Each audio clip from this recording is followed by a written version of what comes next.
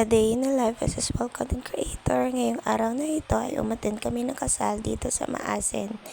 Ito yung kasal ng cousin ng aking asawa, si Auntie Malut at saka yung kanyang mapapangasawa.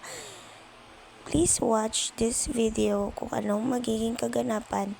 At yan, kita niyo sa video, yan yung tatay ng groom. At saka yung nanay niya.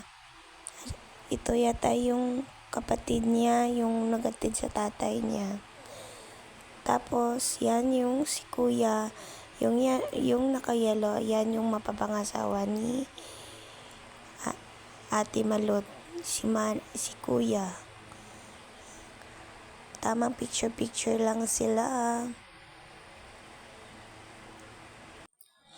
Then, ito na naman yung kanyang mga magagandang bridesmaid at saka groomsmen.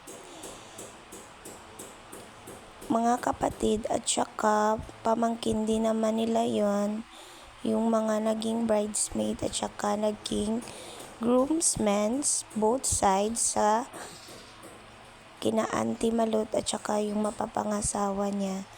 Ang gaganda naman ng kanyang mga bridesmaid. Tamang smile lang habang sa entourage sila. Yan yung anak kong beautiful. Mabilis kasi siyang lumakad. Naging flower girl din siya. Yan din yung mga maliliit na flower girl na kasama ng aking anak.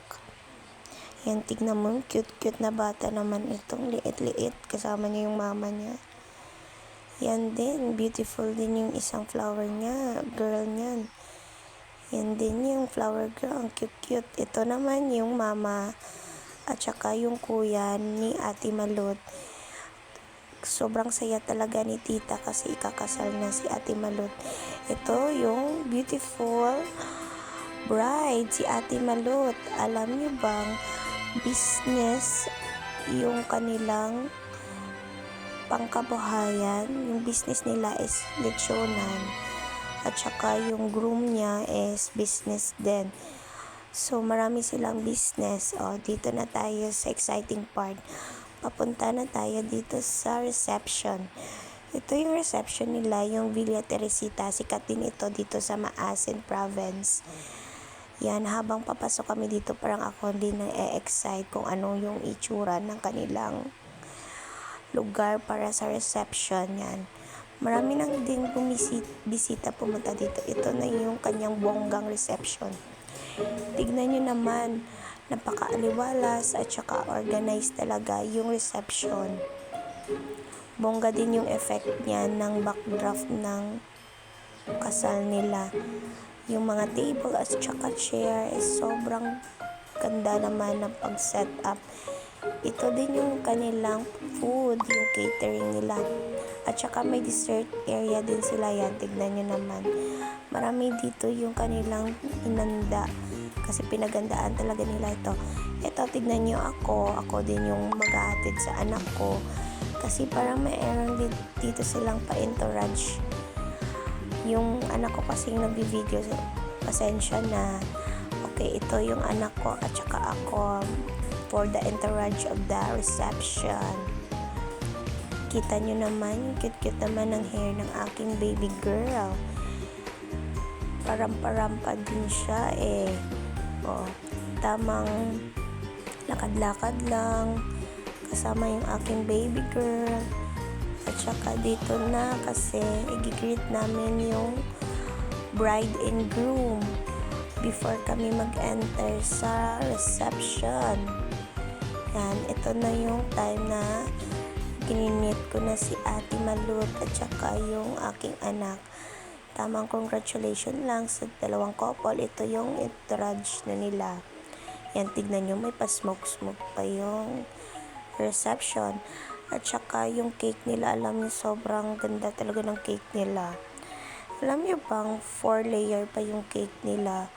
Tsaka pinagandaan talaga nila ito kasi matagal din na din sila nagsasama. Ito yung kainan na part. Ito yung exciting part kasi marami talaga silang hinanda. At saka busog na busog talaga ako. Lalo na siguro yung mga bisita nila. Kasi 5 na lechon talaga yung pinahanda nila para sa kanilang mga bisita. Ito na yung last part, yung ano ba to? Pahahagis ng flower. Yan, naprepare na si Ate Malu para ihagis yung kanyang beautiful flower of bouquet. Diyan na part parang nininervyos na ako, pero alam nyo, inside na excited din ako dyan kasi malay nyo baka ako pa yung makakuha ng kanyang bouquet of flower. Yan, tamang tingin-tingin lang si ate at saka gino-joke-joke niya pa yan. O, tignan nyo, akala namin ihagis niya na, hindi pa pala. Yan, tamang ano lang kami, ngiti-ngiti. O, yan. Ay, yan na. Oh my God, hindi ako yung nakakuha. Yung kanyang pamangkin yung nakakuha. Ay, nako, Aryan, ikaw talaga. Baka ikaw na yung next na ikakasal.